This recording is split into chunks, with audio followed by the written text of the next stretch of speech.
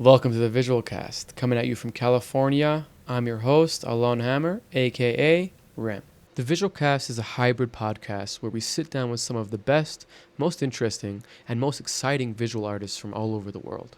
We chat about life, art, visuals, software, hardware, systems, crystals, alien downloads, spirituality, and catalysts. It's essentially a massive nerd out. But the guests also do a set where we dive into their computer and get an up-and-close look at how they make art, how they perform art, or really anything they want to share with us. I really hope you guys enjoy this episode. To support us, please like and subscribe, follow us on Instagram, and leave us a review on Spotify.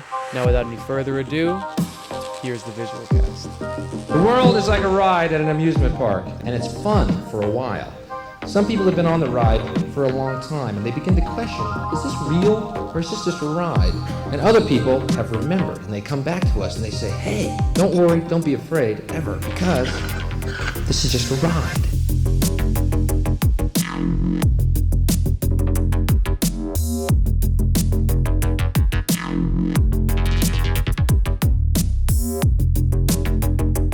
Alrighty, welcome to the Visual Cast. Super happy to be back. I'm joined today by a very special guest, a good friend, an exceptionally beautiful and nice and kind and sweet human being, an extremely talented and high-level visual artist, a really tight and up-and-coming VJ, and just an exceptionally, really good 3D artist and content creator. So I'm super happy to have on the podcast Romain Fabre, Fry Visuals. Oh, wrong one. Oop, wrong one. There we go. What's up? Yeah, I'm good. Very chill. And you, Good, how are good. you? I'm good. I'm chill. You know, I take like sometimes I have to take these weeks off, and I get like very rusty with the whole thing.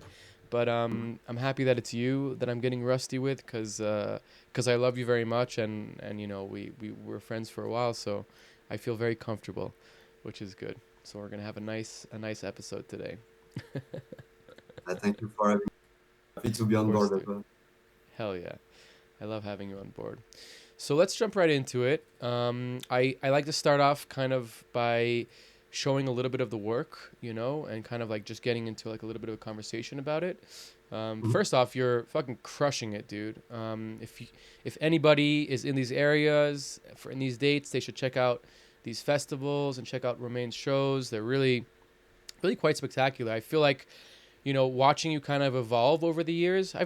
We've known each other for like, I guess like 5 or 6 years, right? Like at least from like the Something first like time that you were at Modem, we kind of met ish, and then we became friends. And you know, yeah. just watching you evolve, it's been really exciting. You know, you have such a very distinct and unique style that you're getting more and more into and getting deeper at.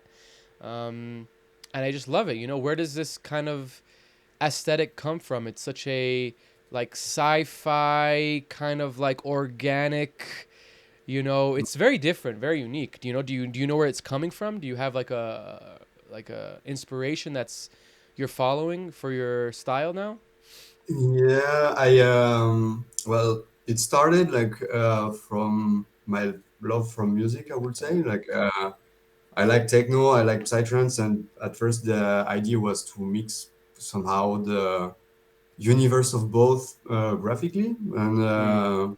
so like the techno is like somehow more this metallic and aspect. Psy is more like for me like this organic Mm. or and like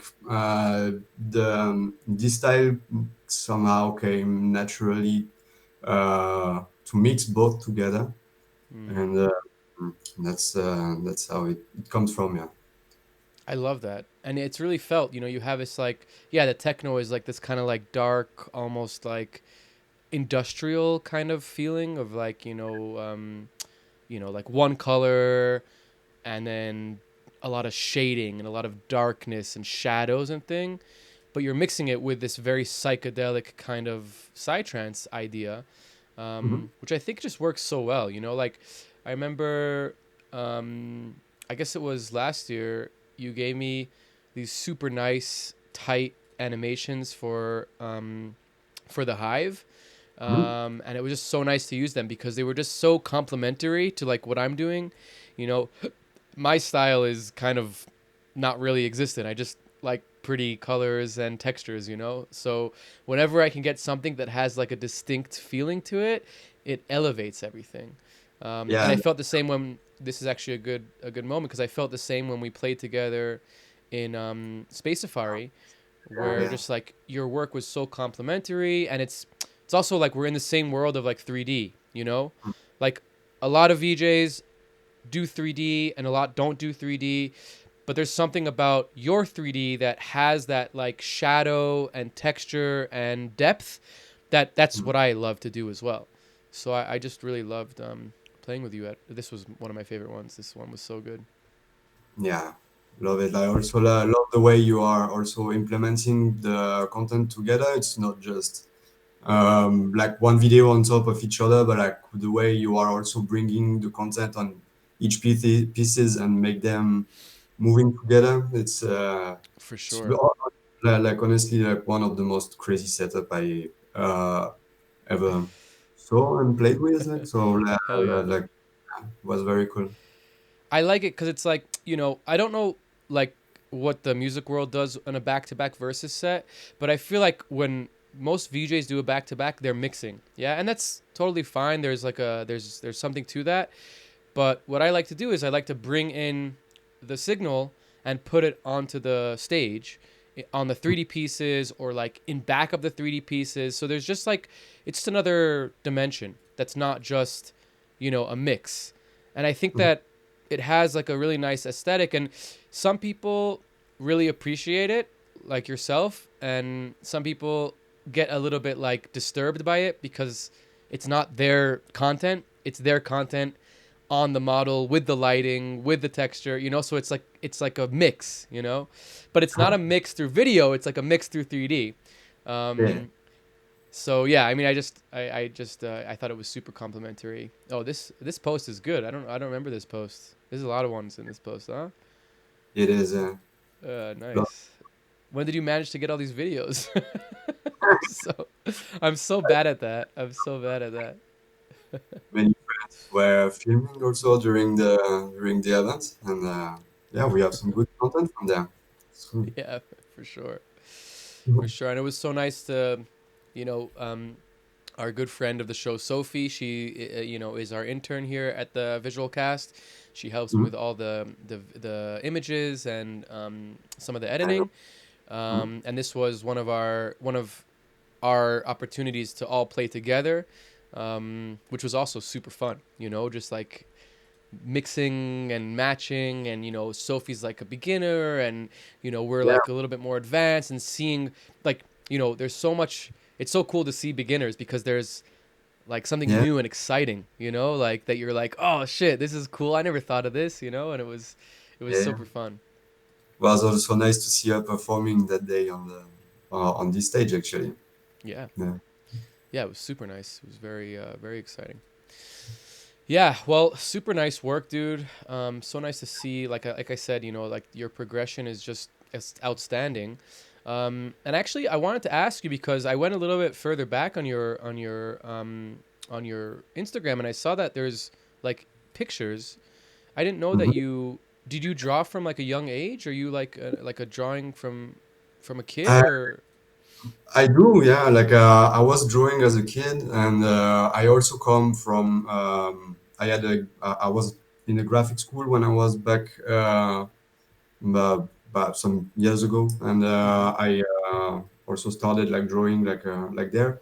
But drawings is more for me like a thing that I keep for myself. I would say. Mm, Um, like also during travels and stuff like that, I like doodle. to. Like the yeah doodle stuff like that. Like I keep it black and white and like pens and stuff like that. Yeah, yeah. Oh, super cool. So you're French, and you know, you grew up in France, right? I don't Mhm. remember where. Where did you grow up in France? I'm from Montpellier. city in France, in the south of France. Sorry. South of France. South of France. Okay, cool, cool, cool, cool. And give us a little bit like what was it like growing up there? Did you have a lot of art in your around like you, like inspiration? What kind of made you interested in drawing and in general in the arts in the south of Yeah. France? Montpellier is a very small city, I would say. I used to say that it's a big village, actually. uh, and yeah, like there is it's a very student city, so there is Uh huh. many parties are happening there, and that's where I discovered the uh, parties, clubbing, underground, and I remember like the first place I was going to was called BAO, Le Bouche à Oreille in French. Like it's the yeah, and we were like it was like a underground cave, like where Hmm. we listen some music there, That's and cool. yeah, that's where I started it. Like also there is a huge free party culture in France, so I Hmm. was going a lot into free parties, and yeah, that's how it started. And then I was doing a graphic school there, and so I was drawing, and I've been also I discovered there like softwares like the Adobe Suite, and Hmm. so we were drawing a lot, like, and we were touching a bit of everything, and Hmm. that's where everything started. And there I have been introduced for like to artists like Android Jones. Uh huh. Um, In school? yeah, like Interesting. from friends like that From friends. were yeah that were also like following him. Like he Mm-hmm. Mm-hmm. showed him like his work, and I was like, oh, that's very mind blowing actually. And then through him, I discovered this software called Alchemy, which is a uh, Java-based software, and you can. It's very easy. I like to compare it to the Rorschach shapes.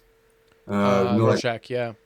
yeah, exactly like these shapes that the Psy can show you when you go to consultation, or what, like, and what do you Yeah. see there? Yeah. The Like, Rorschach. Yeah. Like your interpretation of what you see. exactly. And so I really liked this software, like, because it was very intuitive for me and easy to use at first. So I started drew like it works with a graphic tablet like a Wacom. So I was drawing stuff live, and I did like a setup where I was drawing those stuff in live and recording it Mm-hmm. with uh, like some screen recorder stuff, and or playing it. Like at that time I was using Archaos. Oh, nice. Grand VJ. Yeah, yeah, exactly. Old school. And uh, otherwise I was also just like duplicating my screen and doing some stuff Mm-hmm. like that, and that's how it started. And So you started like kind of VJing in school already, like in while you were in art school, or is this is after? that was more for my for me, like at home, like I started doing it. And then I moved to Marseille, which is like another city in south Big of city. France, like yeah, like bigger city, like 2 hours from Montpellier. And Mm-hmm. there I met friends. We started partying more, and and that's where I started developing VJ a little bit more. Mm-hmm. Mm-hmm. And there I started to do it like in front of crowds and Get things it like more that. into it. Yeah. Super cool. Yeah, I feel like it's I don't know how, if it's the same for you, but I also kind of started like the trajectory into VJing was from the parties. Like I went to parties, and because I love this culture, then I got more into VJing, and because I was studying film and art, then it was like it made sense, which I feel like is similar. You know, you kind of like are part of this culture, and it's like it defines you, and it, you know, makes you into the person you are, and you're like, how can I contribute to this culture, right? Like, okay, I don't do music. Okay, I do art. Okay, I'm getting into design. I'm getting into graphics. Okay, VJing. And then it's Yeah, like, and then it becomes like a strong passion because you love this scene of, you know, the underground music scene, and then, you know, the overground music scene, the mainstream music scene. So it's, I like that trajectory because it's like an authentic place, you know, it's like from a place of like, I want to contribute, and this is my way of contributing. And it's kind of like a very like healthy way up, you know, instead of like, oh, I want to be famous or I want to be the best artist, you know. It's like, I it's like it. It's also like you want to transcribe your vision of the music and like how you interpret it, yeah, and share it with everyone, yeah. And for also sure. when you are on the floor and like that you are impacted by the visuals for like I remember like that reminds me like when I was a modem for the first time like in front Mm, like on the like, and I saw like the I saw it and I was like wow yeah. this is and I want to do stuff like that. It's, Yeah, me uh, too. I had the same, you know, modem was like already after I was playing with VJing, but you see that and I'm like, "Oh, I want to do this, like I want to do this. I don't want to do like yeah, VJing at home or like at small parties. I want to like have a big impact like that, you know, like where it's, you know, the mapping is perfect and the lighting and everything's kind of coming together and it's like such a show. You know, yeah, it's like it's not just the visuals, it's like the whole thing together. You know, absolutely. yeah, for sure. Modem is definitely a huge inspiration in my career as well. So just to go back a second, before we go even further into your VJing and how you got into it, like when you were a kid, like when you went to design school, was there any like what was the reason you went to design school? Was it because you were drawing and you just kind of felt comfortable in this space, or was there somebody that you were inspired by, like a like, you know, a family member or something like this? No family member like I was like the black sheep or so Black sheep. like and, I was drawing from a very young age, like very been like always been pretty creative. Mm-hmm. And when it came like to choosing like what direction you want to take, it started like very like it was kind of obvious to me Mm-hmm. that I want to create and do graphic stuff. Mm-hmm. So I looked for a school that was doing like offering this kind of stuff like Mm-hmm. and at the time that was called I don't know how it's called in English, but like the when you do like the high school level diploma, you know, like there Yeah. was like a professional one Right. asked on graphic stuff. So I Mm-hmm. was like, okay, let's Why no, not? that's why not? Yeah. So Yeah. Yeah. Yeah. Yeah. Yeah. I Super I, cool. I And did you take anything from school that you like still have with you today, like any, you know, classes or any theory or any programs that you still use? You know, I guess Adobe, but anything like interesting that you got from school? yeah, during this those years that we were learning Adobe, like, but for example, without having the software. So Mm. you have to say like every shortcut, everything, and say like how you make a project without Oh having wow, the software. like So super theory. exactly. So now I Oh have like wow. the get everything like it's stored in there. So yeah. Interesting. That's so cool. And were you already getting into 3D in school or not yet? No, not yet. That's more something I did at home and developed Mm-hmm. like On your on own. my own path. Yeah, Yeah. like I would Yeah. say. Yeah, I was. Cool. Okay, so you go from school, you move to Marseille, you're kind of in the scene, and you're starting to kind of be VJ in front of crowds. What was your first like VJ gig? Do you remember like properly like okay, I'm the VJ now? And then maybe just a little bit about like how you kind of got into the scene, like how you got into, because you're coming from a partier, right? And now you're all of a sudden now you're a VJ for hire. So what was like your transition into this world, and how was it for you? Well, it started like the first one was in Marseille. Like, I Mm-hmm. met friends that were organizing a free party, like actually, like at the other side of like around Toulouse. Like, it's a place like called Black Mountains or Mm-hmm. something like.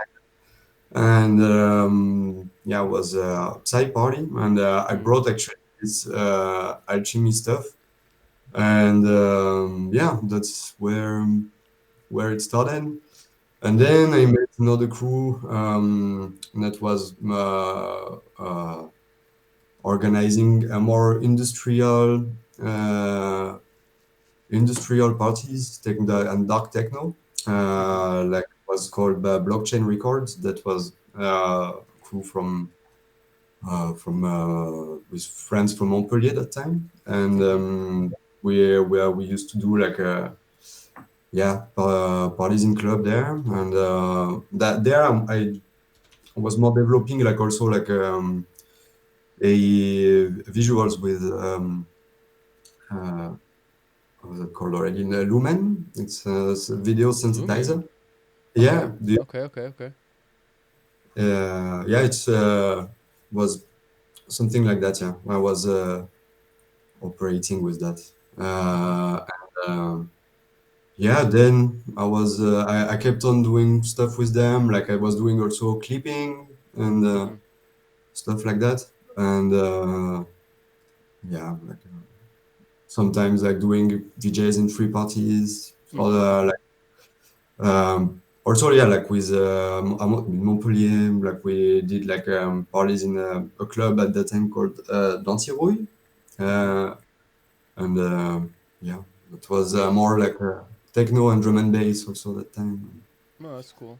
So, but this is before you're not getting paid, right? You're doing it like you're part of the crew, and it's kind of like you're learning.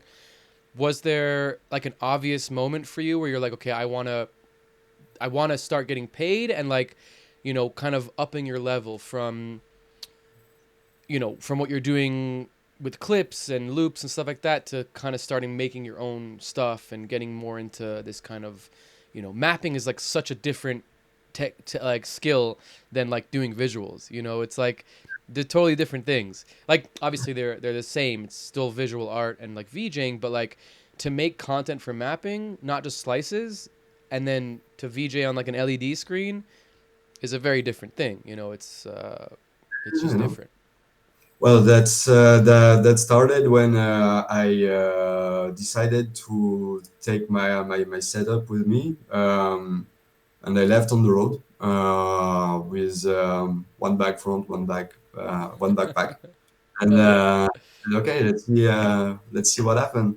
Hmm. And yeah, I started like first I was sometimes in Spain, then I spent times in the Netherlands. I mapped a little bit there, and then I arrived in Berlin, and yeah, met a crew called Xetex, and with them I started mapping also like yeah. So Zetex, I want to bring this up for sure because you live in Berlin now, yeah, Berlin, and Zetex is a really cool crew from Berlin. So was that your first like collective that you were part of? Was it Zetex? Was that? I learned a lot with them also, yeah, like about like mapping and Mm-hmm. about the LED programmation also, Mm-hmm. and Interesting. yeah, I was basically yeah doing a lot of visuals before, Mm-hmm. uh, and like the mapping part also. I learned a lot with GetX. Yeah. That's Just like a platform to kind of try out new things and start. right. Because I Well, guess you started making like animations for them as well, right? Like content. and stuff like that? Mhm. No. Super cool. So when you got so okay, so very interesting. I didn't know that you were kind of backpacking around. So you were really just like almost like nomadic, like just going from place to place. You have your gear, you have your art with you, and Mhm. was do you have any like interesting stories from this time or some stuff that you went through? Like what was some of the experiences that you had on the road as like a, nomadic artist? Well, nothing that comes to my mind now. Uh, How'd you get to no, Berlin? Was it just I natural? Like Berlin is just cool and I'll just. yeah, and I always was like interested in Berlin. I didn't plan first to stay like forever, Yeah, of but course. I arrived and I was like, yeah, yeah, like I was actually looking for a place where I could develop my art and be the person I want to be, Hmm. and yeah, it felt obvious to me. So I first like was I made friends here, like was staying on couches here and there, and slowly built my Connections. life, yeah, connections and everything. Hmm. Hmm. Nice and super cool. So yeah, Xetex, I mean, you could tell us a little bit more about it, but it's like a collective, right, of psychedelic music and visual artists, and it does Psychedelic seem music, like yeah, yeah, psychedelic please. music, visual artist, stage designer, sound engineer. Hmm. It's a production platform and for yeah dedicated to the techno and psychedelic culture. Hmm. So yeah, I learned a lot with them, and yeah, that's. I'm very glad that we connected. Nice. That at first started at Menschmeyer. We were organizing parties there, and yeah, was very simple. Like I remember, like at first we were mapping these polygonal shapes, like Hmm. combined together, Hmm. and um, yeah, that's how it started. Also, like yeah, like I mean, like I was doing visuals before, but like the mapping part, like that's something, yeah. You Uh, developed more with them. yeah, exactly. I guess like having that collective mentality and ideology is kind of like a lot more. It's a lot more safer, right, to like find collaborators and stage designers and kind of like people that you can play with Yeah, and try no, new and that's things with. yeah, exactly, and that's what also I was looking for when I left, because I was doing my stuff, like my visual, my content. I was already creating my content, but like I was looking also for people to develop my stuff with, Right, and right, right, right. uh, and when I arrived here, like I met the ZX people, then I yeah was uh, a big help also, like to get to the next level, you know. Right, right, right. For sure, for sure, for sure. Yeah, it's like it also gives you like some sort of legitimacy and it makes you like, okay, I'm part of this thing that people know, so people are more interested to work with you or to take you more seriously. I think it's really cool and especially when it's a collective, which is usually like some sort of idea of like we're all in this together, we're all part of this thing. It's like a crew of people. It's almost like a family. Mhm. I think it's super useful for people to be part of those, especially when they're like coming into a new city like Berlin out of every place. So okay, I want to talk a little bit about your 3D and kind of how you got into the 3D world, but just while we're in the topic of Berlin, what is it like living in Berlin? Like you've been there for a while already. You didn't plan staying, but you got sucked in, like most people in Berlin. What's your experience been like in Berlin, and maybe give us the just the rundown of what like your life is like there. Berlin is very special. Like you have like a uh, artistic understanding and um, how to say, like open. Like it's um, you can do things that you cannot do Mm. everywhere. It's like an everything is pushed at the detail, like and that's very cool. Like for yeah, like for example, I also work at Sisyphos as Mm-hmm. a light operator, Mm-hmm. and you can see there also that like the intention and the work that is put like into like the lightning, the visual aspect also is like very Mm. important. And also the freedom you have like in the parties, like and the respect of everyone, like it's Mm. very special. And that's what I loved in the first place. Yeah. Mm. Super cool. And your day-to-day life is kind of like this. Are you creating a lot? Like you're spending a lot of time working at home? Are you going to, different? I mean, when I was there now for like a week, and just that one week, I saw and met so many people and got to like connect with a lot of people. I'm assuming that living there is probably very similar, maybe even overwhelming sometimes. Yeah, it is. You meet a lot of people, but I have to say that I am also like a pretty um, not solitaire, but like how to say like I Introvert. can be introvert. Yeah, very Hmm. introvert person. Like I like my Interesting. Your uh, space. uh, yeah, like I'm computing a lot, uh, and yeah, with friends also we. I made friends like Magnificent Matter, and we develop. We are doing some things like they just built the Catatumbo lab also, and we do stuff sometimes together. Hmm. Uh, and yeah, otherwise I'm pretty yeah Keep to humble. yourself. I mean, I guess Yeah, also you do like lots of renders, which takes a lot of time. I'm yeah. trying. I've been trying to push you into Unreal for a while already. We'll get you there. This year Yeah. we'll get you into Unreal, and then you'll never turn back, and you'll be like, "Fuck this renders. I'm never rendering again." Yeah. Um, but yeah, I mean, that's a good chance to talk about 3D. Every time I look at your like your older stuff, but obviously like your more recent stuff, but I'm just like looking at this one, right? And it's like it's so cool. First of all, like it's cool as fuck, but it just has this like very distinct like thing going on. There's like it's like a world building. It's like Yeah. you're creating some sort of space and energy.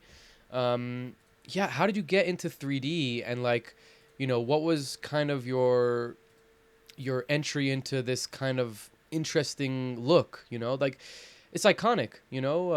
This look is super cool. And like we as designers, like I know how you made this, right? Like I know the technique behind it, but you made it. You know what I mean? Like I didn't. I even though I know how to do it, I didn't. But you do it and you make it look unique. I don't know. I don't know how to express it any more than that. But I just feel like there's something really unique about what you're making, even though it could be perceived as simplistic or uh, yeah, like minimal. Like minimal. I like actually this minimalistic aspect. Like for Mm-hmm. example, I focus like for example when there is color, I will add the color like mainly from light sources, but not Right. much from the texture itself. Mm. The texture I like it. I like to Simple. play like to yeah with chrome aspect, and then it's the geometry that's giving the shadows, giving the relief, and the lights then will interact with the textures and the geometry, like in his like in function of how you place everything. Yeah. Yeah. But Yeah. Yeah. yeah, and but still keeping like this minimalistic aspect. Like I like, for example, like Geiger, like like that was also like a big inspiration. um, like this repetition of shape and everything, but in the meanwhile, he is still like very black, dark, Mm-hmm.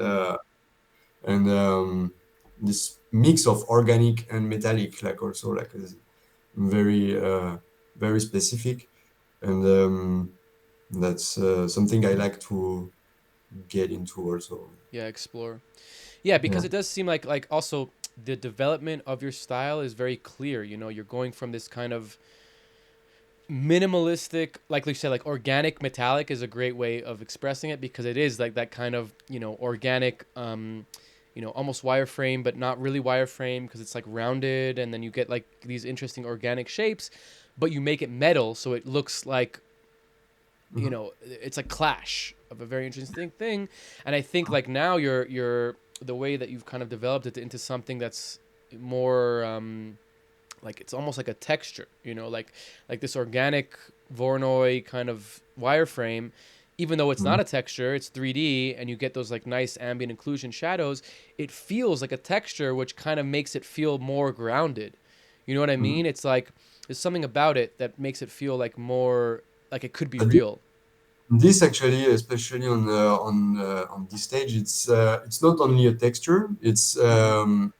there is two different elements there. It's Mm-hmm. like like I separate the one flat model, let's say, which has like the Voronoi texture, and I apply on this model the metallic mm, Material. material, and then I duplicate this model and apply a wireframe, like an atom. Wireframe.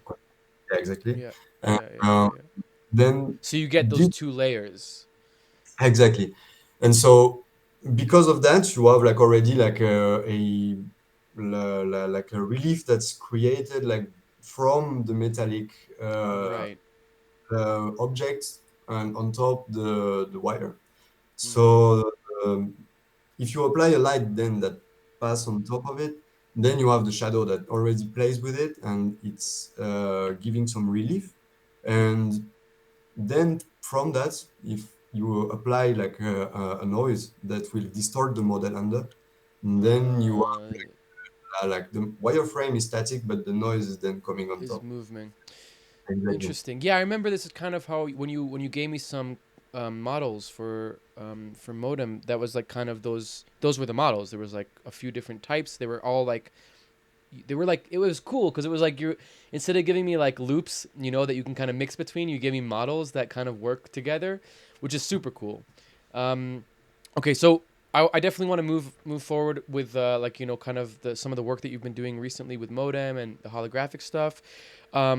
But just quickly, like I know it's hard to quantify, especially because you've been doing it for a while now. But when you work in 3D and you're a cinema boy, cinema and octane boy, when you work in 3D, do you like what was your way of learning 3D to get to the level that you're in now? You know, it's like Well, I worked it like first I wanted to bring what I was doing with Illustrator into cinema and mm-hmm, make it 3D and create stuff from it. And so I was following tutorials, a lot of mm-hmm, tutorials, and that's how I learned it. mm-hmm. I basically learned everything on my own. I mean, like this 3D part, and yeah, a lot of tutorials, CD, like yeah, that's uh, that's how I did. Um, So just tutorials, teaching yourself, experimentation. yeah, yeah. Is there anything specific maybe that like that really pushed you to the next level of like this, even like the layering technique of having the two different layers of the model? Well, there is this plugin called Procedural that first changed my approach because you can just create model and then Mm-hmm. like using this procedural you can make the model animated and it's Mm-hmm. first changed my way of seeing the Mm. uh, animation there and then it also changed the way I was working my model, because you can just use it as a static frame and add, Uh-huh. add some stuff on top. And Interesting. yeah, volume measure and volume builder are also like magic tools. Like you just create your geometry, add it into this volume measure, and yeah, that's one of the tool. And then like I like also to create like 2D shapes, 2D textures with Mm-hmm. Illustrator, and then import it into Cinema and bring it to 3D, and then mm, apply like tweak them to put relief. Say that one more time. You go from what program into before Cinema 4D? What was that? Illustrator, Adobe Illustrator. Okay, Illustrator. so vectors. Okay, so vectors, and then you'll bring it into Yeah. Cinema, make it 3 dimension, and then go from there. Yeah, you just save like a Illustrator 8. SVG. No, just the No, not SVG. Illustrator 8. It's Mm-hmm. the like one of the format that you can save. Like, Okay. and, then you can straight open it as a vectorial path. Yeah. Like curves or something. Is it NURBS or it's like a curve? It's Bezier, yeah, it's Bezier. Like a Bezier. curve. Yeah. Yeah. Yeah. Super cool. All right, cool. I mean, well, I guess we'll get into that when we get into your set portion. I'm sure you're going to show us some cool stuff. I'm excited. Okay, so let's talk a little bit about Modem. We mentioned it before, kind of like, you went to Modem, you saw, you were inspired. Um, how did you get to Modem first time? I'll just give my introduction to your visuals. The bathrooms at Modem, I don't remember what year. I guess it was 2021 maybe, or 2020. 2020, I guess there wasn't any Modem. Maybe it was 2019 already? Was it before COVID? No, I was there in 2018, but like as a festival goer. Festival goer, yeah, yeah, yeah. Like as an artist, my first time was on 2022. Oh, 2022. Okay, so interesting. Yeah, so I remember the bathrooms, that was kind of like a new thing that was happening with projections on the modem bathrooms. See if I can find a video of it. But, it was like one of those things where, as a visual, as I'm walking by and I'm like, oh, whoa, that's fucking cool. And you kind of don't think about it so much. But then every time you go to the bathroom, you're just like, oh, yeah, that's cool as fuck. And, you Yeah. get to like sit and get into it. And I actually remember that I thought it was generative. And then when I spoke to you and you told me no, it's surrenders, I'm like, ah, oh, damn it. It's like, La- so. Last year was I was already I was taking care of the this bathroom installation last year. Also, Sophie produced Sophie some helping you. content for it. Yeah, and yeah, we'll do again this year. Nice. Yeah, like I started with this installation last year. Okay. Oh, so not in 2022. Not in 2022. Not Okay. 2022. I was doing just the on the swamp floor. On No, the swamp, on the Jolene. exactly. Yeah. Okay, cool, cool, cool, cool, cool. Also, I don't know the also, my years in modem are so blurry. I don't remember, what year is what, and it's like it's so impossible to know. So yeah, tell us a little bit about that. I mean, I guess you must have come in through Delta Process, right? That's kind of like I also came to modem through Delta Process. What was it like working with them and kind of getting your foot into modem? Must have been a very nice feeling. What has that been like for you? Yeah, that was amazing. Like that. At first, I was working for some years with Xetex. That's how it all started. Like, and then we did like also some parties in Berlin, also with Delta Process, and then like they said like, okay, let's bring you to modem then. And Mm-hmm. I received this super complex setup they did. Like the swamp already at that time was just massive. Like That was the first time actually I was working on a three-dimensional setup like that. Because Mm-hmm. Johnny, that the Swarm setup at that time was that you had like the left camera, front camera, and right camera, Mm-hmm. and each loop was basically Three rendered like times. in three times. Yeah, so Yeah. each loop to render three times, Mm. and that was yeah. You that also changed my like, and I modified somehow my approach also, like working on this model, and yeah, it's a very very special model. It's yeah, and Yeah. Did you have to like teach yourself something new? I mean, I guess it's just rendering from different perspectives, but was there like a learning curve to this of like, it how is to rendering it is rendering from what you know like already, but like the dimension that you need to take to like that you are thinking about creating also is that when you are on the floor you will not see the same thing when you are on the left of the dance floor than when right. you are, so you can create things also that will turn and like gives you like, and the other thing also is that there is like there is Jolene, but there is also like all Th- the faces and everything on the side, that's right.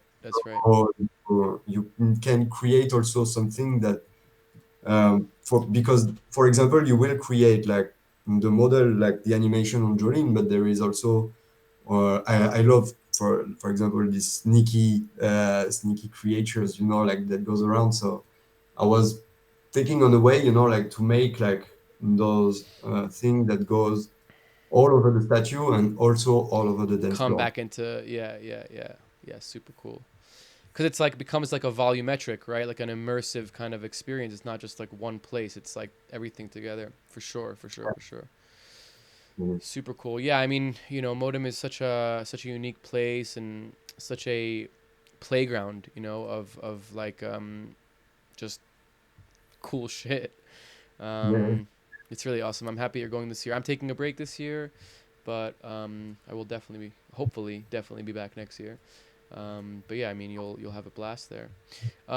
Cool. So I want to talk a little bit about your holographic show as well. You do this really awesome kind of holographic show. I mean, it's not like I can't explain really what it is without showing. So let me find a good video here. But essentially, you have some hologauze, right, or something like a hologauze that is like a transparent fabric that you put in front of Mhm. whatever it is that you want to do, and then it's basically like smart content, right? Like you have to choose content Yeah, that's gonna work, right?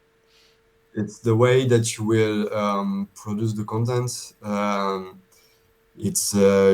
it needs to evolve on every axis, X, Y, and Z, and also the lightning is very important. So Mm. that you can see what's behind and And in front. what and in front. Yeah, exactly. Mm-hmm, mm-hmm, mm-hmm. Interesting. Uh, yeah, that's how we do it. And yeah, I'm like this is also like a very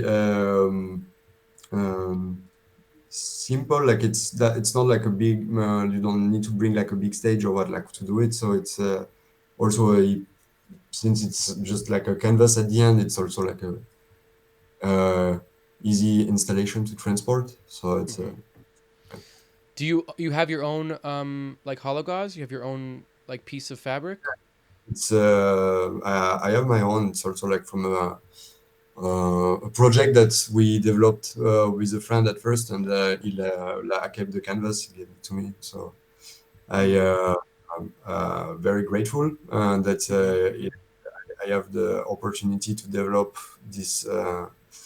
this project, and we are going together to bring it back to Montpellier, where it all started. So I'm looking Nice. Nice. That's to it. awesome. I'm just going through your reel because I know that at the end, I remember there was a part of the Hollow show, but I mean, we get to see all your beautiful stuff in between, so that's nice. Um, there we go.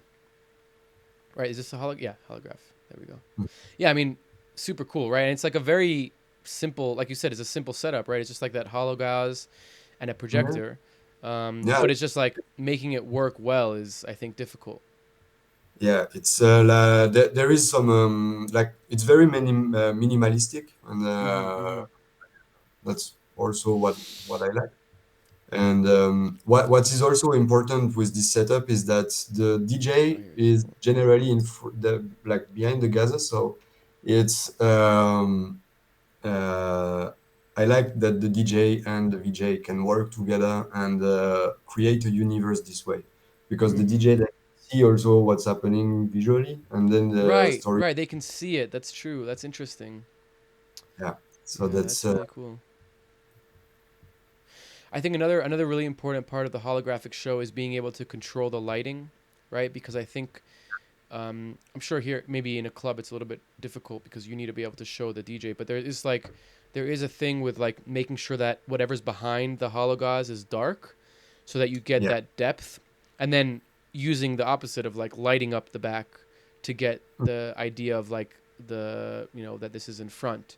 Like Mhm. if you everything's black in back of it, it almost looks flat. Yeah, And then absolutely. when you light up what's in back of it, then you realize that there's depth, and that's when you can really play with the two different dimensions. I think Yeah, the lightning is very important in that case. very It's important. Yeah. like it's like the best is to have the control on the light and the visuals as well, and so you can create like a balance and like yeah, like that both work together. It's very very important. Like we did it sometimes at Sisyphos also, and like there, for example, we have like the gather and the what is called a matrix, which Mm-hmm. is also connected to Resolume. So when the visuals are interacting on the canvas, they also make the the The lighting the the matrix and the lightning like a life glower. behind. Yeah, and it's looking like this like it's yeah like it's hard to describe. Like it's like in fire, but it works Wait, together so and you automated it? You automated it so that the matrix is looking at the Resolume, or Resolume is shooting it to matrix, so it sees what like, it's projecting. yeah, like I did like a pixel map of the matrix, Oh, so smart, dude. when then there is like one layer that sends to the projector, and Mm-hmm. one layer that sends to the pixel map. Then. It's the lighting. And Wow, it's yeah, so smart. and the matrix is just like a glowing light, Mm-hmm. so it's yeah, it's But it the creates like a glow, like a physical glow. Where actually can we yes, see the where can we see the Sisyphus? I want to see that. Is there some videos that I can find of that? uh, thing like the Sisyphus on video are their not Instagram? no videos are not No, no. possible Oh anymore. yeah, it's Berlin, fucking Berlin. Of course. Yeah, we don't allow any video. Yeah, we are so cool and this is Yeah, exclusive. Yeah, you have to come and see it for yourself. Yeah. All right, fair enough. Well, that's you have to go to Berlin and check it out for yourself. Yeah, that's just the way it is, what happens in Berlin stays in Berlin, as it were. that's Okay, cool.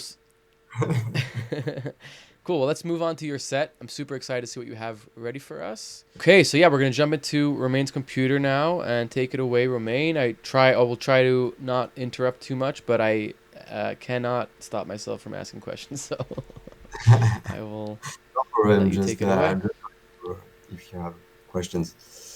So yeah, so I have to say that first. Now I am showing you like from my working computer, like for production. Like I have another computer for live, so Mhm. most of the content is on this one.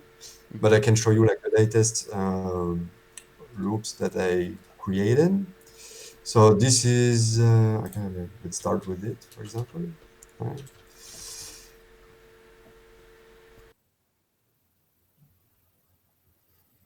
So Sick. this is a frame like made for the holo show. Like the idea is to make like a concept where you can see the DJ more than Mhm. the visual like are and both are interacting together then. Mm-hmm. So This is for the holographic show. yeah, exactly, yeah. Mm-hmm. Mm-hmm. I love it. So I love to work. So this is rendered with Unreal Engine. So that's how I create like Ooh. this glow, the glowing, the bloom. So yeah, like I like to work also with masks for yeah, the mask in Resolume. Nice. So I Ooh, that's do. cool. Super nice.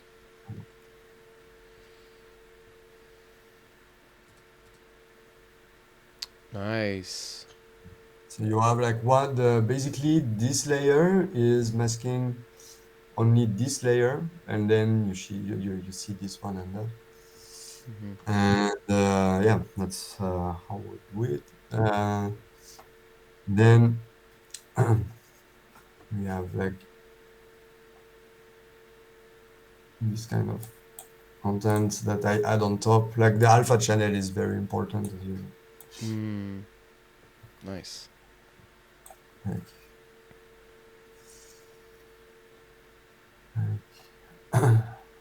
then same, we put this one and then that.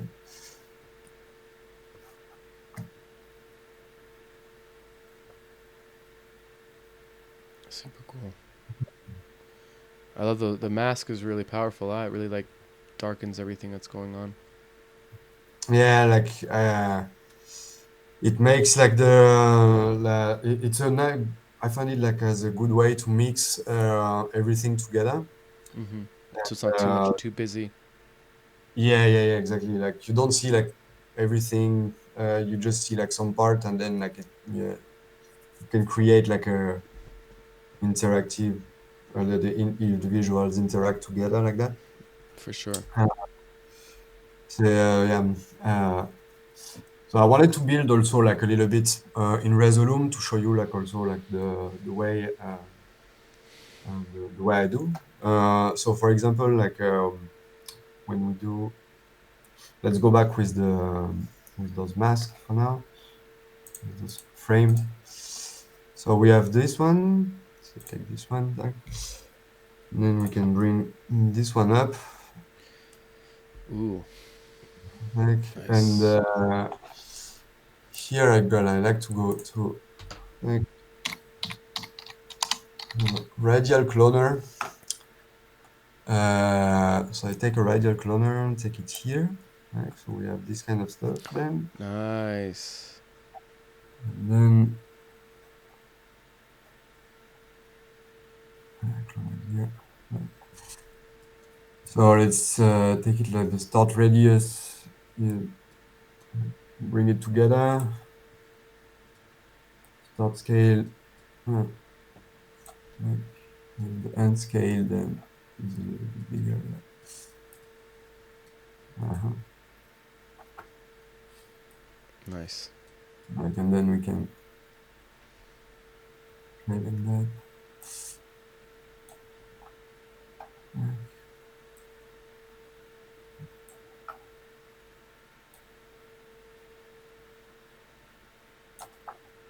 Oh, cool.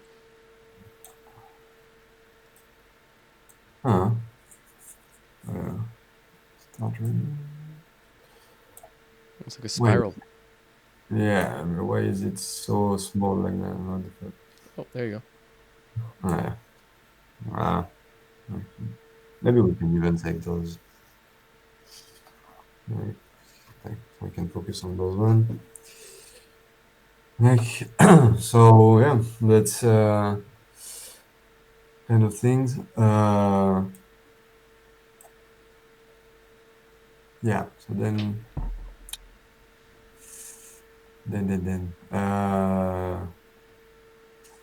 I like to put like the anchor in a bit higher. So let's add a transform.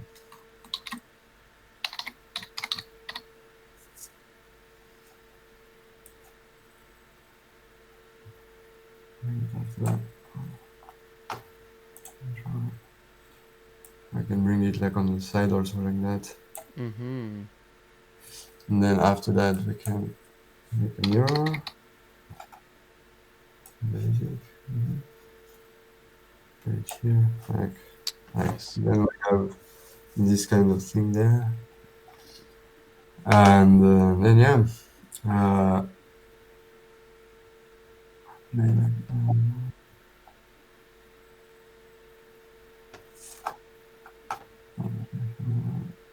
then yeah, I play like I apply the uh, start scale and radius and scale everything on the timeline there Mm-hmm. on the dashboard. So yeah.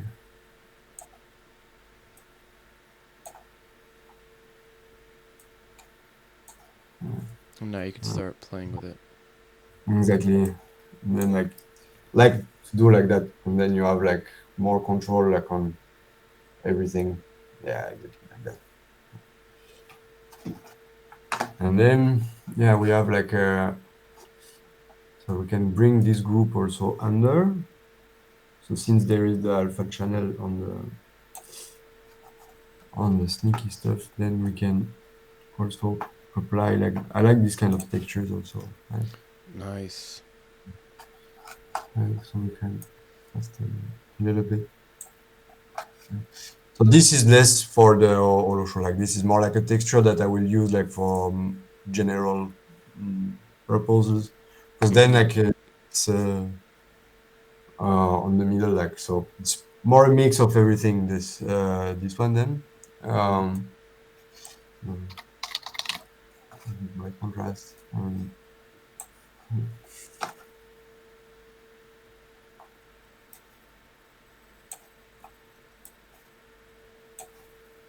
Nice.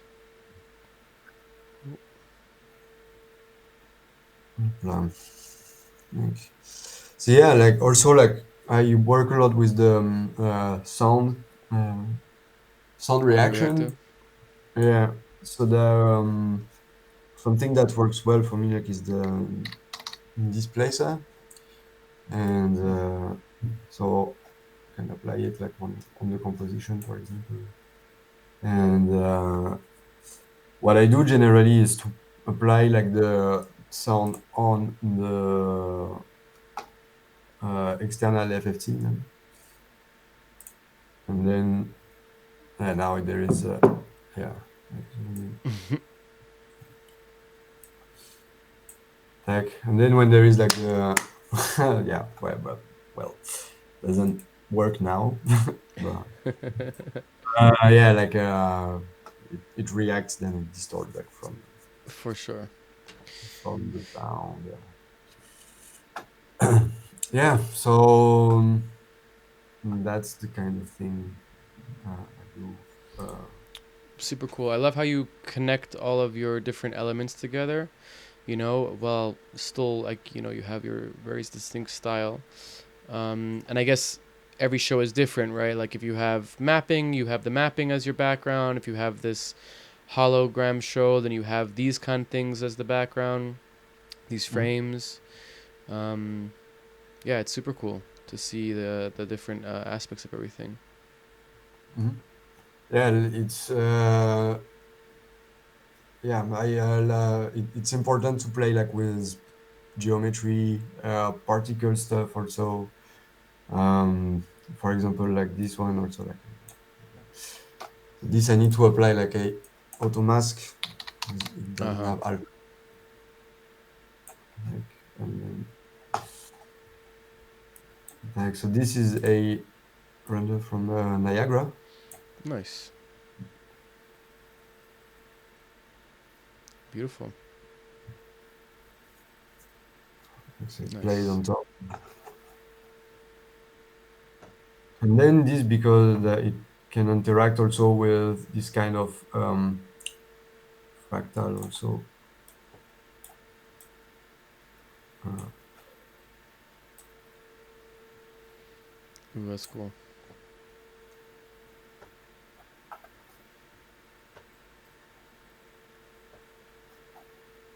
Mm-hmm. Where is it? So bring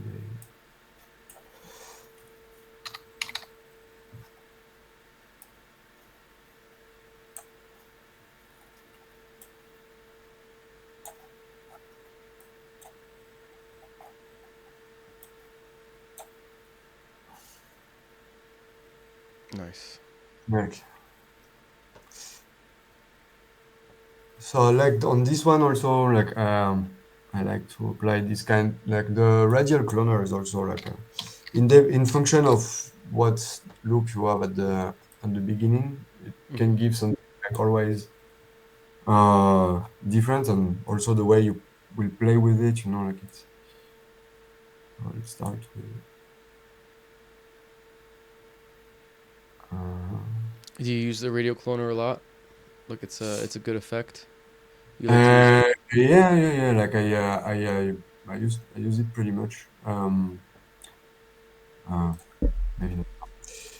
But yeah, it's a software, it's an effect I like, yeah.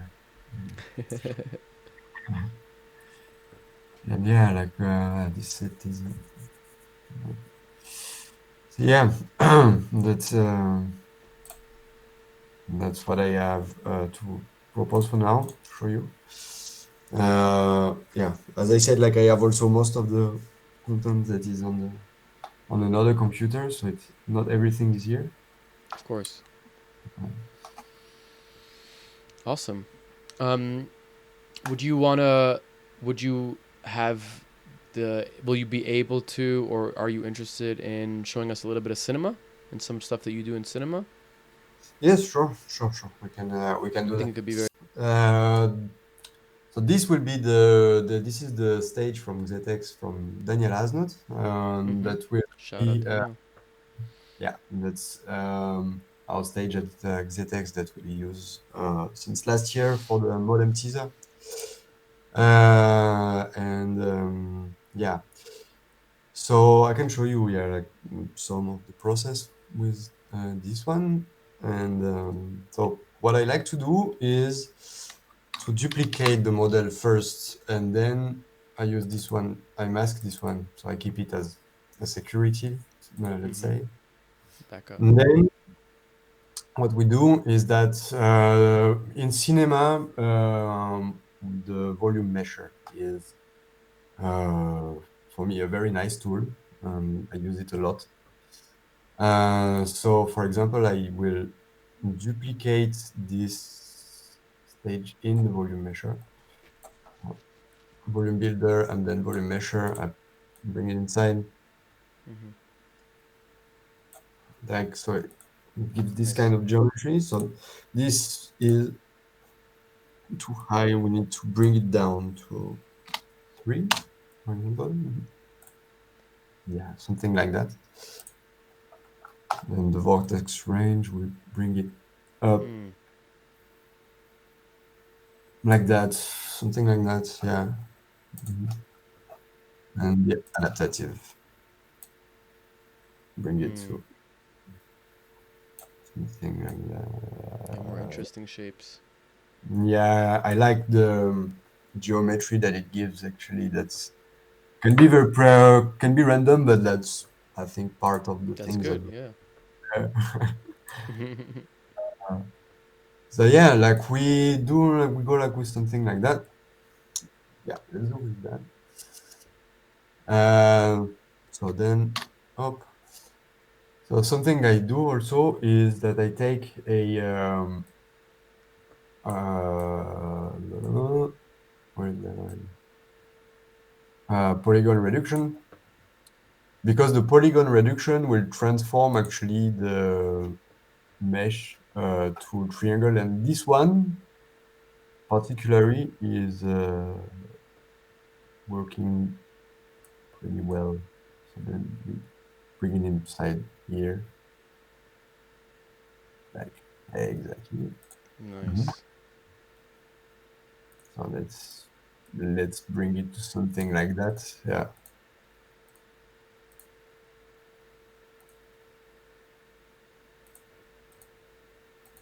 Yeah. Okay, let's do with that. Mhm.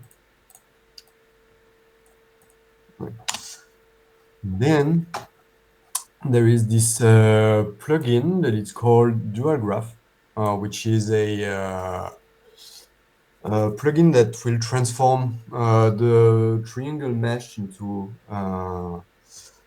polygonal mesh. So I can show Hmm. you right now. Interesting. Ah, yeah, okay, cool. Oh, So it that's gives that. cool. Yeah, That's very that cool. that's the thing. And then It's the magic. yeah, I love this one. Are you when you're pressing? Are you collapsing you're collapsing what you have there? Yeah, you make it editable by Editable. yeah, by pressing C on your keyboard. It's Gotcha. Gotcha. yeah. So then yeah, that's what I do here. We have these faces like uh, Voronoi stuff like that. So then I duplicate this one and then apply the second one. I bring it into an atom array. Hmm. Yeah, and then just bring it down to even Hmm. less. I think like 0.3. We are good. Yeah, Hmm. and then like, we have something like that. Mm-hmm. I can then see again. So for now, I will just apply black and basic texture. But normally, what I do, like I can also show later, is that I export this one and bring it to Unreal Engine because I love the render also, like the aspect that Unreal has. Yeah, Mm-hmm. let's we can do like that also. So, for example, I bring like the let's say the this one on the back one and the Mm-hmm. white one on this one. Mm-hmm. And then we have like this double, this layer situation, you know. Mm-hmm. Mm-hmm. So now that we can play with the bottom one and then apply a displacer on this one. Hmm. Like, Give it some movement. yeah, exactly. So now let's bring this to 120. Here, we apply a noise. Mm, yeah, but we need like more bigger mesh. So let's just apply a smooth. Okay. So then I will bring the scale up. Hmm. This, and bring the contrast up, something like that. Editing the noise pattern. Yeah, like here, like what I like to use as noise is the hammer, um, like the shape of the hammer. What is it called? A hammer, Like hammer? like hammer, almost. Oh, Hammer, nice. hammer. I was Asian. Nice. Hammer. Hammer. So yeah, Yeah, like cinema has some crazy noise patterns. It's pretty I cool. They love. have a lot of different noise patterns. Yeah. Also, what I it is pretty cool, and you can also loop it very You can loop it easily. easily. Yeah, like here we have like a frame rate of 120, 120. but the timeline is on 120 frames. So I bring it to 2, like, and animation speed to 1, and then and play it like something like that. Nice. Perfect loop. Now it's seamlessly That's awesome. seamless. So we need to bring just the contrast a little bit down. So it doesn't displace so Then, much. exactly, yeah, it's less high, Hmm. and I mean I can also bring the size down, like In the displacer. displacement. Hmm. Like we just make a height of 5. Hmm. Now it's like that, and we can also upgrade the cycle of noise. Like when we go to cycle here, put one. Now we've got something. Ah, nice. Very nice. So yeah, that's the thing. Like, and then we apply a smooth to make it smooth. Mm-hmm. There is this tool that I really like also, which is called divider, and I can put like the cube inside the divider, like so it gives us like this kind of shape, you know. Mm-hmm. So then I tweak those parameter to something like that. Yeah, yeah. Okay, something like that. Yeah, okay. And then same, I take the more extrude. This we don't need. I put the more extrude inside here. This we need only one.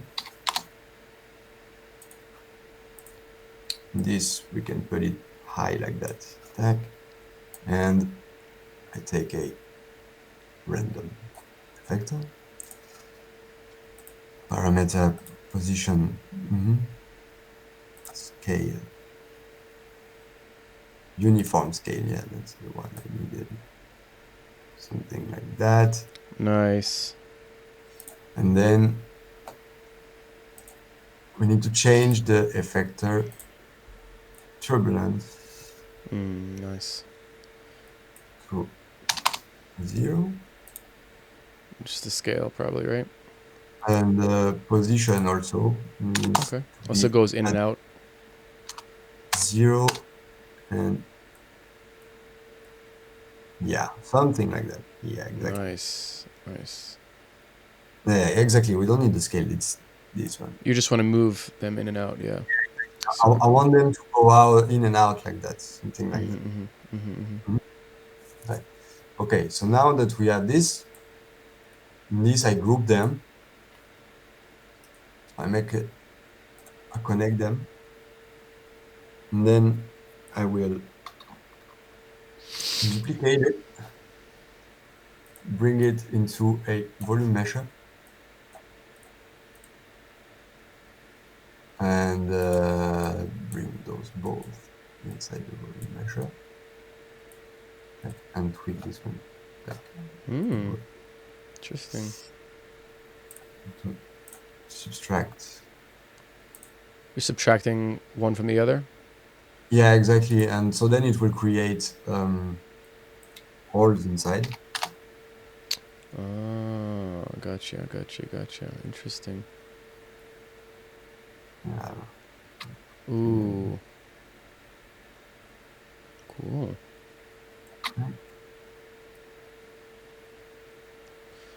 Interesting. Yeah. Something in that vibe. Like, yeah. And there we can put something like that. Okay, so now make it editable. So then I duplicate this one again. I put it again inside the volume mesher. Volume mesher is a very nice, nice tool. And then this we can bring it down to 5, I think. Let's just see how it is. Yeah. Like, so we have like this kind of mesh. So now I take the adaptative a little bit up. So then it gives, like this kind of patterns. I really like that. And make it editable.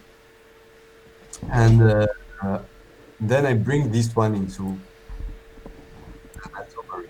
And then Oh, wow. It's like fractally almost. yeah, exactly. Super cool. Like, it's still a little bit big. Thick, yeah. Yeah. Like something like that. and then we can bring it like that. So what I can uh, then we can also delete the font here. Delete. Right. So what I find like here that is like a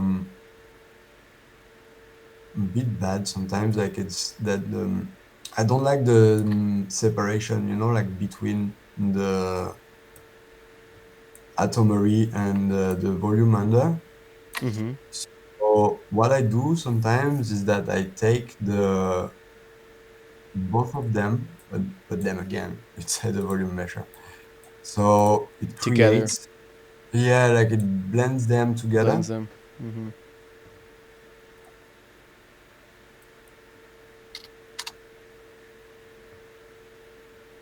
something like that. This is the Yeah, voxel size, so you can get like a more dense or less dense mesh. yeah, exactly.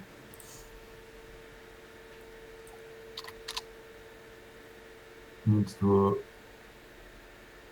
be careful because otherwise sometimes it can take like also forever. For sure.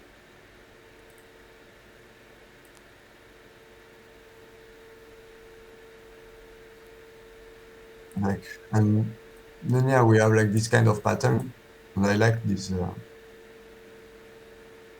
aesthetic kind of.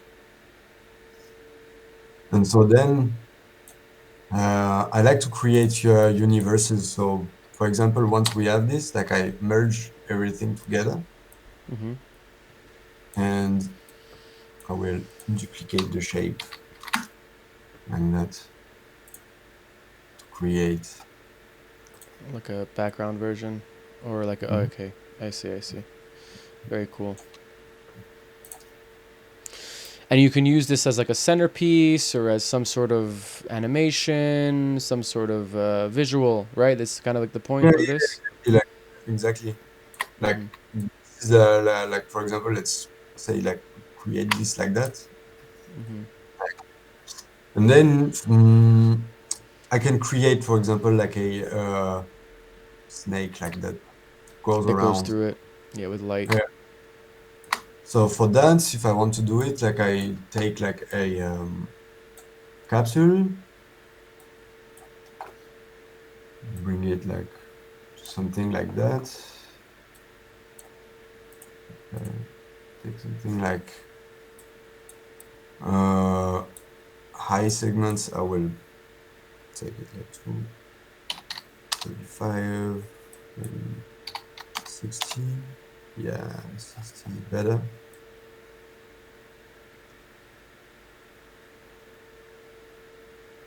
Like, okay. Mhm. So now, for example, like this capsule, like we can put it like into a plugin that's called Procedural. Mm-hmm. And in this plugin, what it does is I can't really describe what it does exactly,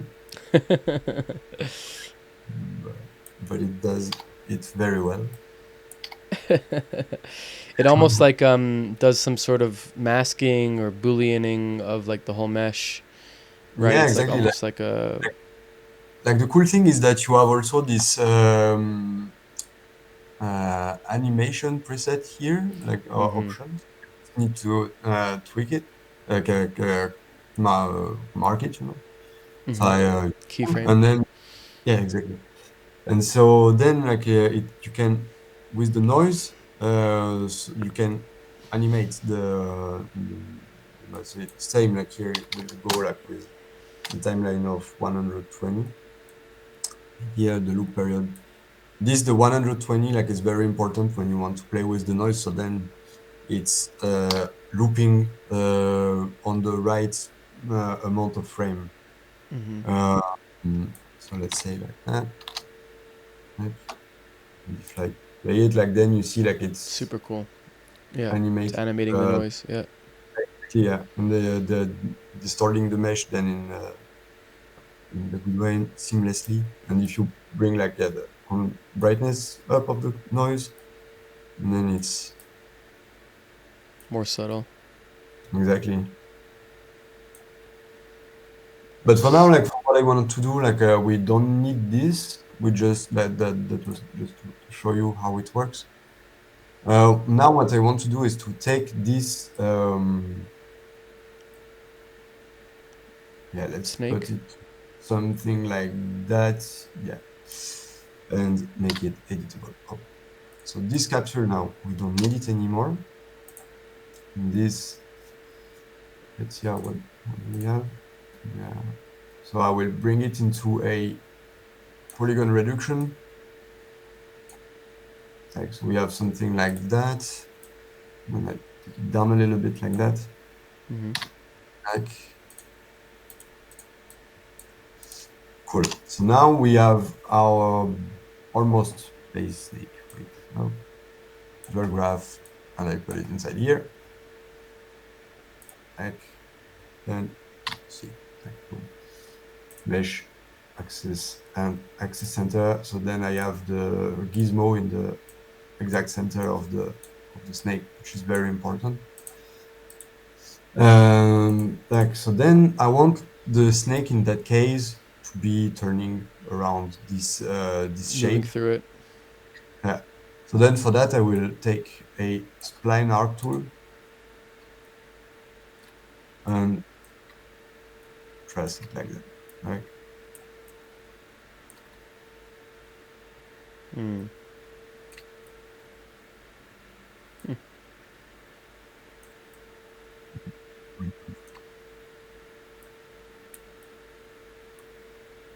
Nice.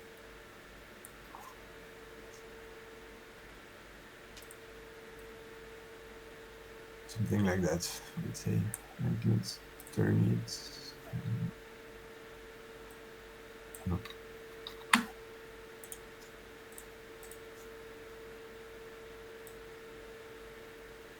Then match also.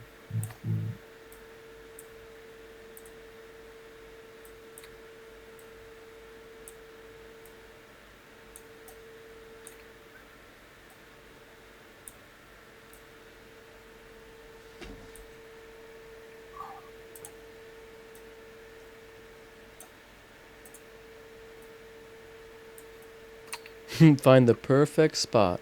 Yeah, exactly. It's This is like the small details that make everything so it's so important. You know, finding those small things. yeah, let's do like that. For now, it's okay. Like, and then I take this the sneaky thing. This one, put it on my category. Oh, oh. So, like,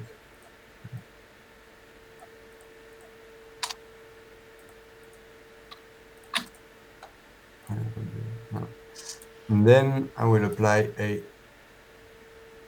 spline warp. This one, Interesting. and then we put it this one on. Like that. Two, we go to something like that. And here you can play with the shape actually of the Taper. Nice. That's cool. area. Like something like that.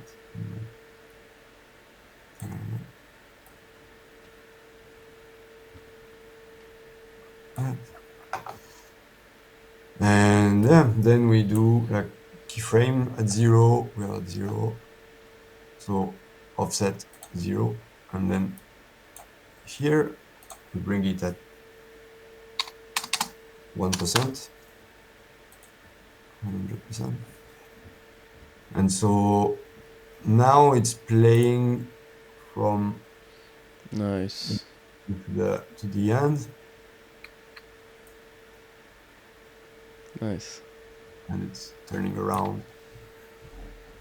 Hell yeah. Super cool. But yeah, I'm not sure if I like this plan, for example, for here. So well, another way to do it in a cleaner way. It's a bit random. So another way, like it's take an helix, helix. Yeah. It's that. Ah, nice. Like a spiral. Yeah, exactly. Like, so let's bring it like high like that here. Let's take the high and that. But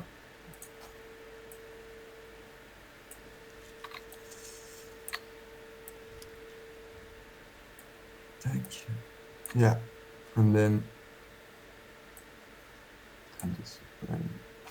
Oh yeah, I need to take it on this plane, and then yeah, let's say something like that. Okay, for now works. Like, and then I can take this plane into this one, and then bring this one here, and then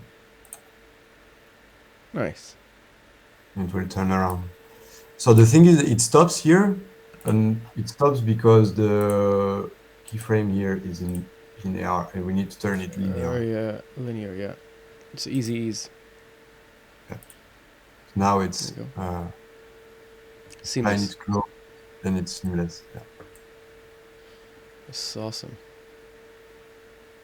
So Super yeah, nice. then what I will do then is that I will take it, turn it to Alembic, and bring it to Unreal. Yeah, Um, light it, texture it. yeah, that's where I will do it. Maybe I won't do it Nice. now. There is like this. I don't know why Unreal closed lately, but It's okay. that's I think yeah that we kind of see the process. I mean, it's super cool process that you have, Romain. It's almost like fun. You know, it's very exploratory, and you get to like play with things and make those fine little details to make it perfect and get it looking like you want it. Super cool. Thank you for that again. And it's always awesome to see people's workflows and kind of, you know, see how they do things. You know, it's such a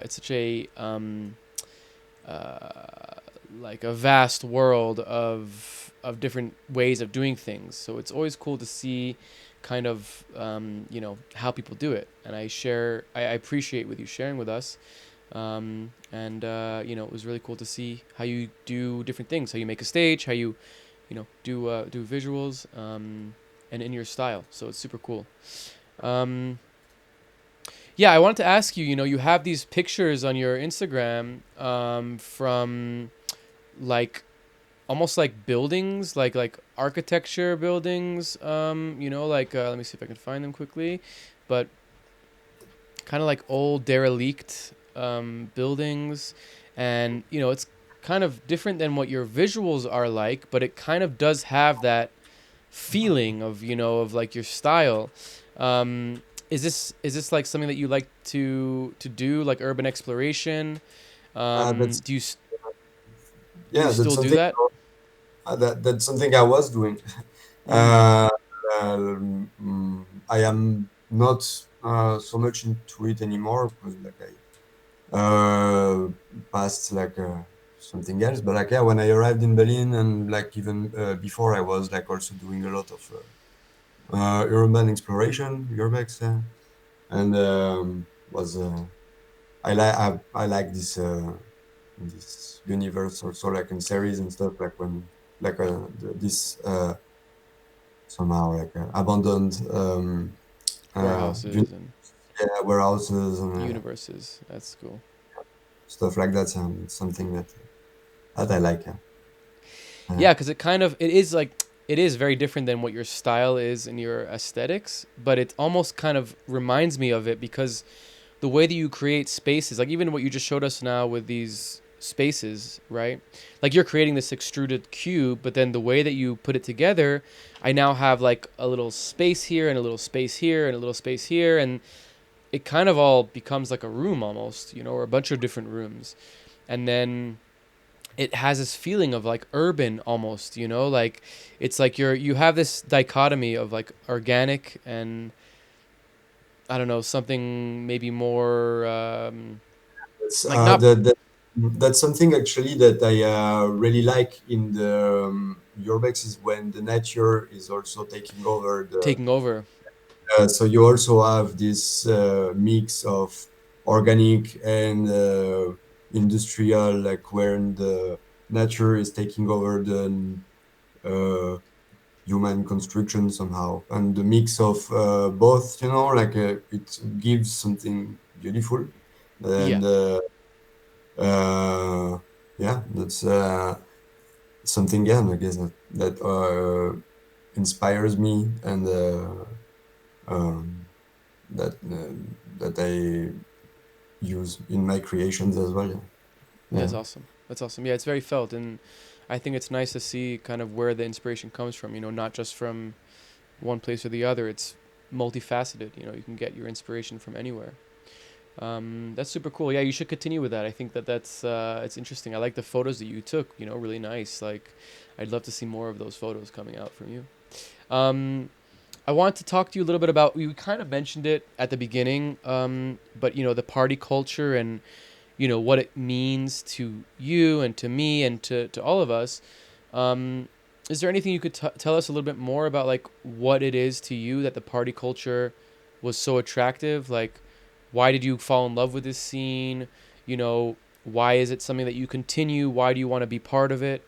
Is there anything else there that you can share with us? Yeah. I like what I like is that we are on the floor, on the dance floor, all as one, and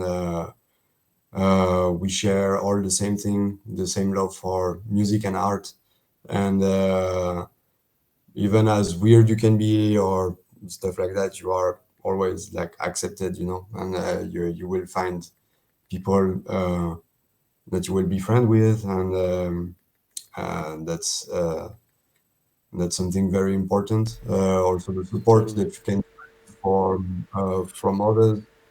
Um, yeah, that's something that I love from the very start, and uh,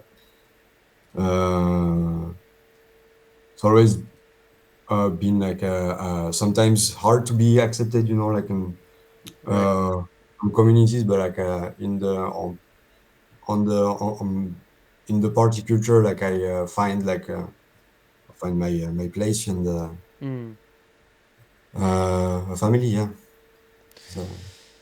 Yeah, so like unity, kind of like being one with everybody, and having that experience where we're kind of all the same, right? Like self-expression.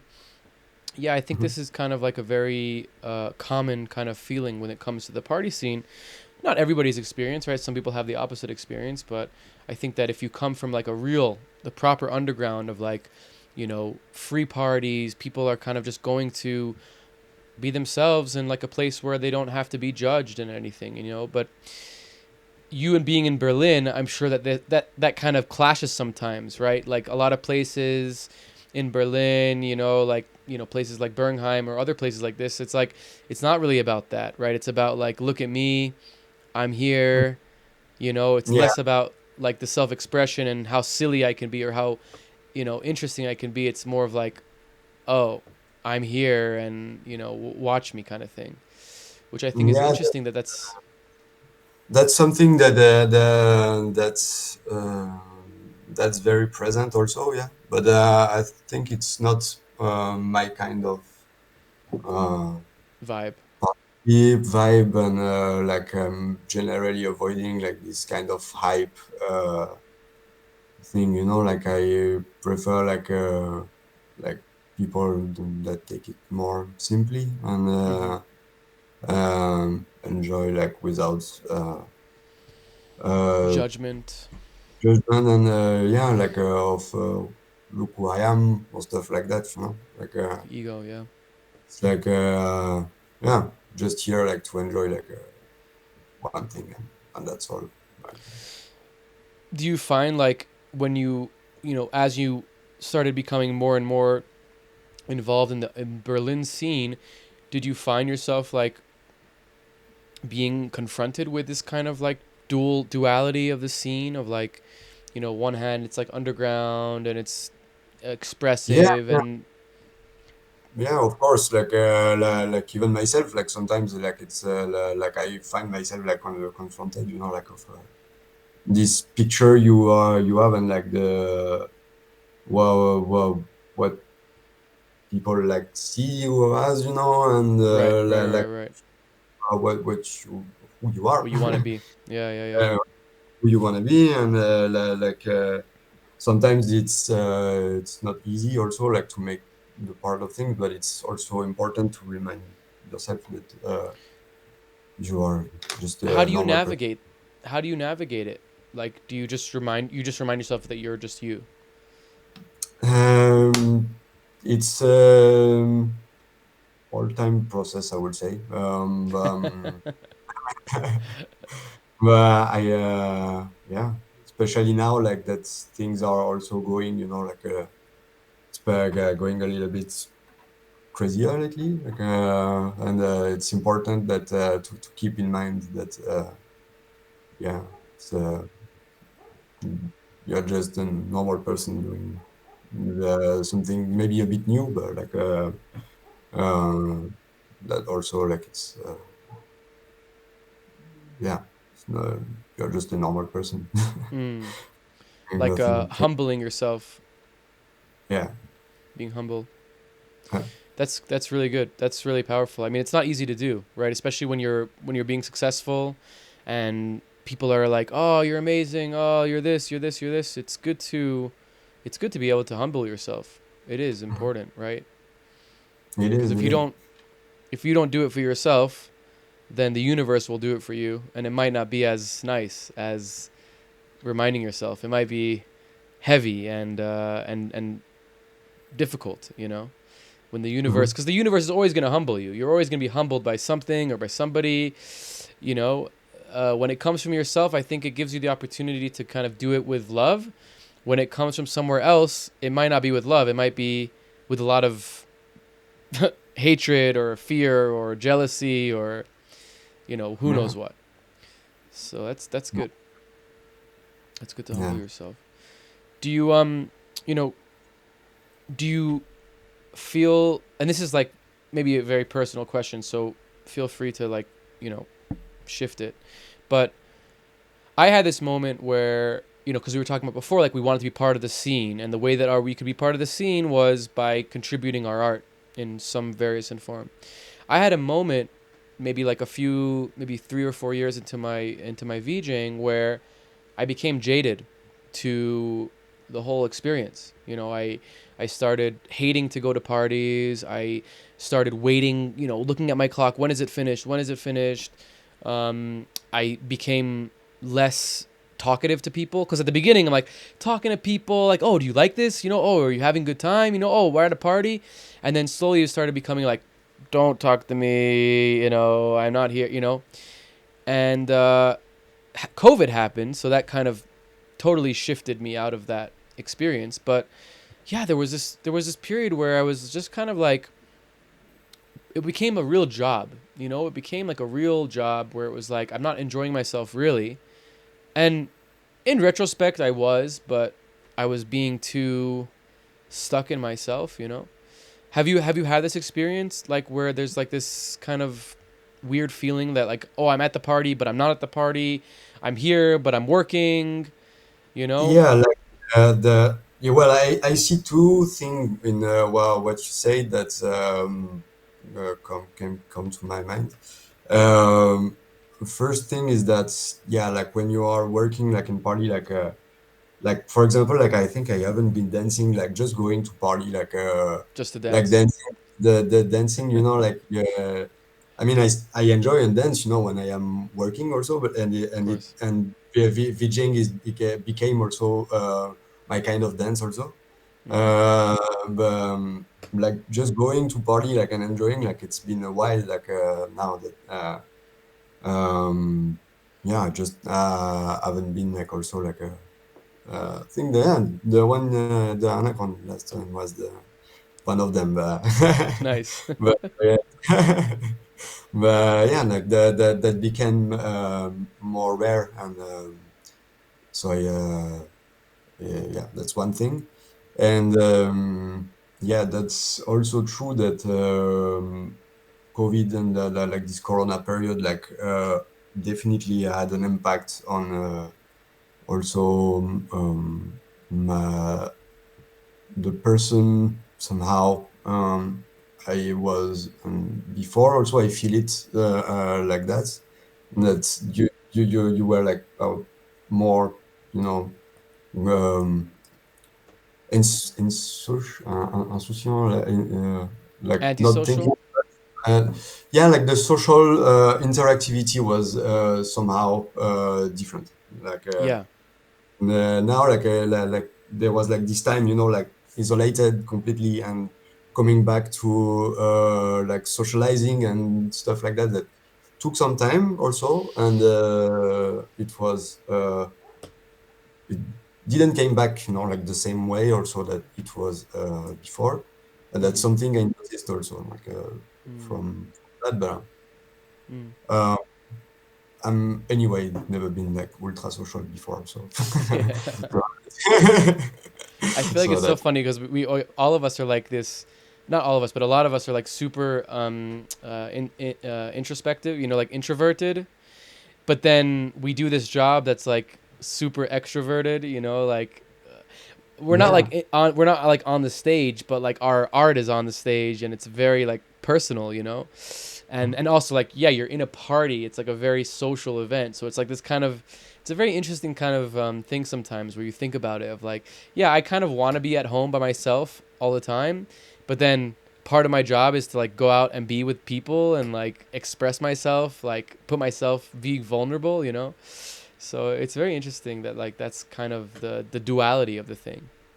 Yeah, that's also like when mm, you do it like like it's also who you are. So like Yeah, doing this VJ act, like it's also showing this part of yourself, and you totally. are like opening also like one part of your person, you know, like doing that, and like and that's also what I what is important, like because it's not just visual, it's like you bring something that is coming from deep inside you, you know, Hmm. uh, and this is what you have to share with the people, Yeah, and that's your way to connect with them totally. also. Well, awesome. So yeah, another thing I wanted to talk to you about was, you know, and again, we mentioned it before, but I just wanted to go a little bit more deeper into it. Like, you know, kind of the idea of collectives and how they can be super beneficial to kind of like, you know, your experience as an artist and kind of your journey as an artist. Um, you know, what do you think that what do you think about a collective is so inspiring and wants you to like and makes you want to be part of this thing, you know? Mhm. Um, well, it's important to work and interact with people that have also like the same vision and the same love for the same kind of art also, because you cannot create the this kind this universe alone, and like it's always been about sharing with people, so it's also important to work with uh, people that yeah understands the vision, and that want to push it in the right direction. Mm. Like like when it comes to the like I was talking earlier about this love for the detail, and um, like for example in a crew like that, like you can have people that are more connected to the stage design dot or some other like will be for the lighting, some other will be like for the sound engineering, the like of course the DJs and producer, like, and when everything is together and works as one thing, then you have something very nice at the end. Yeah, And something special. yeah, and that's yeah. And that's important to also have the support, like when you want to talk about like different things, to have like people that are here to hear you and support you, when you are sometimes not uh, like feeling comfortable with stuff or stuff like that, and to have like people to talk about with, like, and yeah, uh, it's yeah, family feeling. Yeah, it's a family feeling for sure. And it's also like when you're kind of there's like two aspects, right? When you're starting out as an artist, you want to have people around you that are going to be higher level than you, that are going to be more experienced than you, that are going to want to help you, right?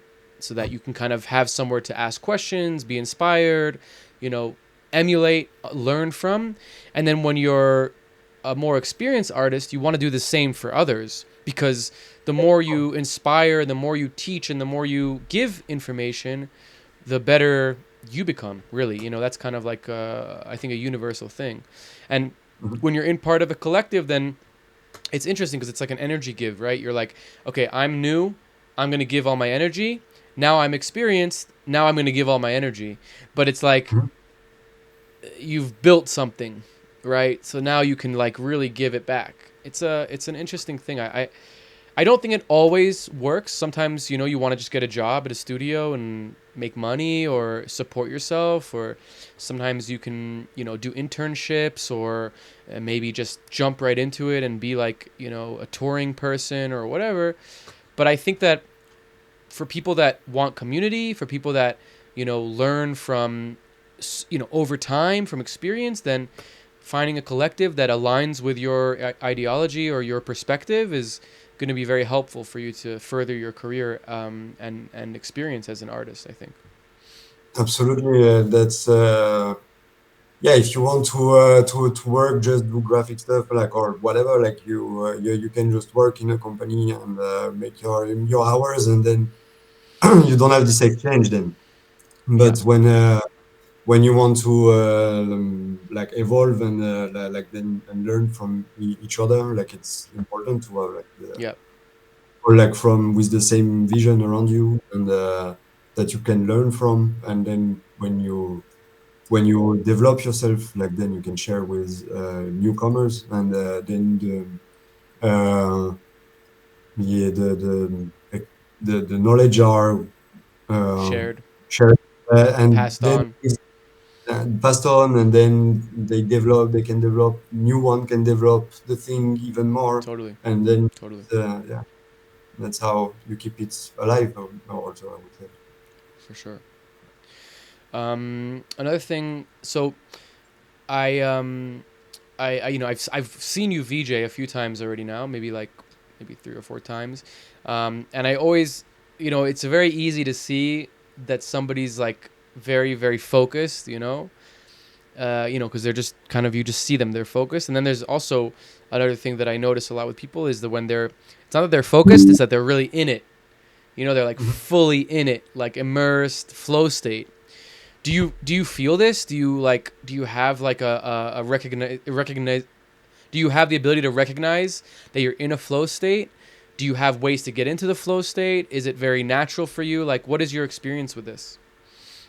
Yeah, that's sometimes even too much. Like I sometimes I need like like the thing for the eyes, like the blink, man, blink. Yeah, Or like when yeah, someone comes like and want to talk, like, and you are so much into it, like, and yeah. like something Another I am dimension. working on it, like, when I am in the thing, like it's, yeah, like also sometimes very, very much, and which is, I think, good, but like also sometimes it's cool also to take it like more easy, and Easy. Yeah.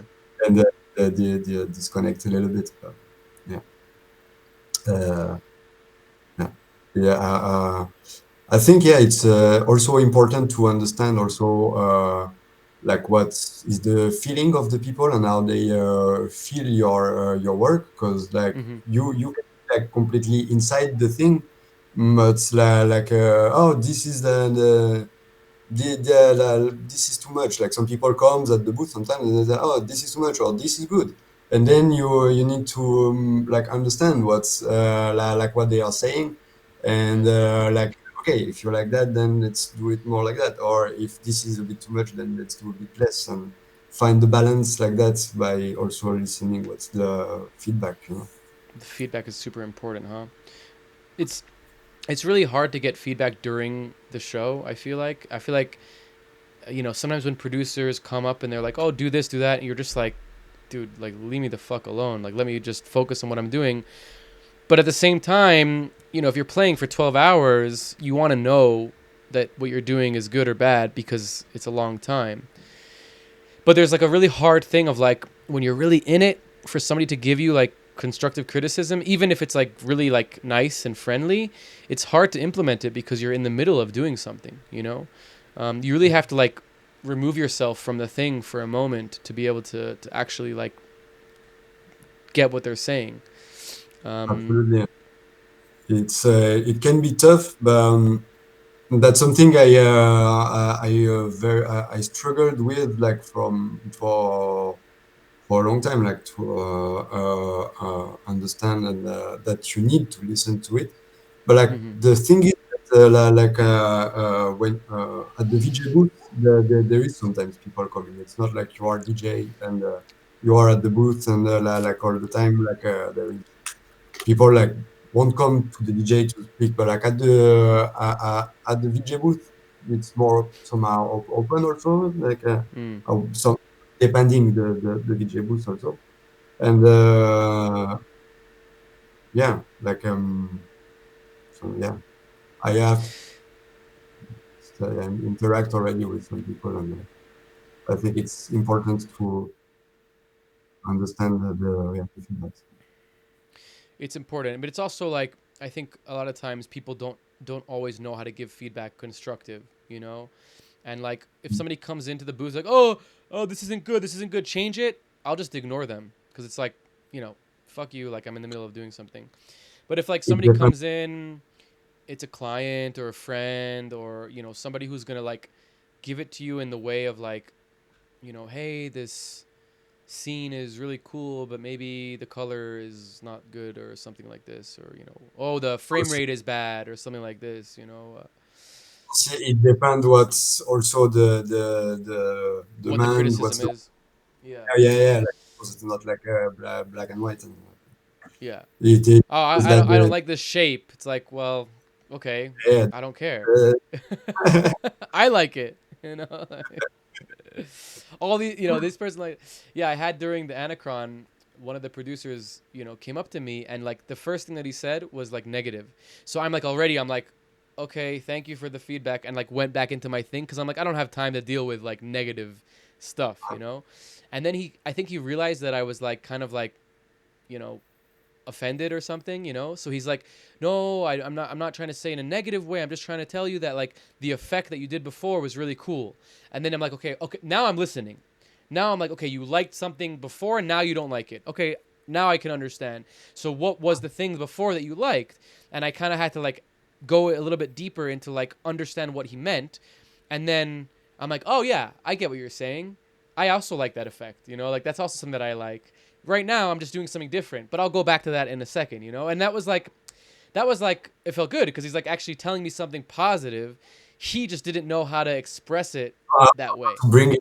Yeah, makes Yeah, sense. yeah, and And and it's like I was proud of myself because usually I would just be like, okay, fuck this guy, like he's negative, like, and I wouldn't listen to anything. But I gave him like he came back again, so like it was like a joint thing. But I gave him the opportunity to like really explain, and like, it was actually really helpful. cool, yeah, no, it's Yeah, important, yeah, like to so sometimes there are also people that don't know like how to how to bring it, express. and also when you are like well, when you are in your thing, like completely focused, like it's you might understand the thing also like differently, and but then it's yeah, it's good thing, yeah, to try at least to understand For and sure. do what's possible. So, Romain, that was super nice to talk to you. I always enjoy kind of seeing you in person, and whenever we get to talk online, it's always a pleasure. I hope I'll catch you again sometime soon. Is there anything you want to share with us before we go? I'll just say before you share with us that people should definitely go to check out Fry Visuals, Fry_Visuals, and see, like we showed before, some of the confirmed gigs for this upcoming year, because there's a lot and it's all over Europe, and I really can't express or tell you how worth it is to go check out Fry live, because it's an experience for sure. Cool. Thank you, Alan. I was very happy to have the talk with you, and also look forward to see you in person and online. Soon, hopefully. Soon. and yeah, and yeah, thank you for having me on the visual cast. That's cool. Wow, what an episode. Thank you so much for watching. Thank you to Manda Smash for the intro and outro music. Thank you to Sophie Holder for the amazing internship helping us with all the episodes. And thank you to the guests for coming on and spending time with us. See you next week.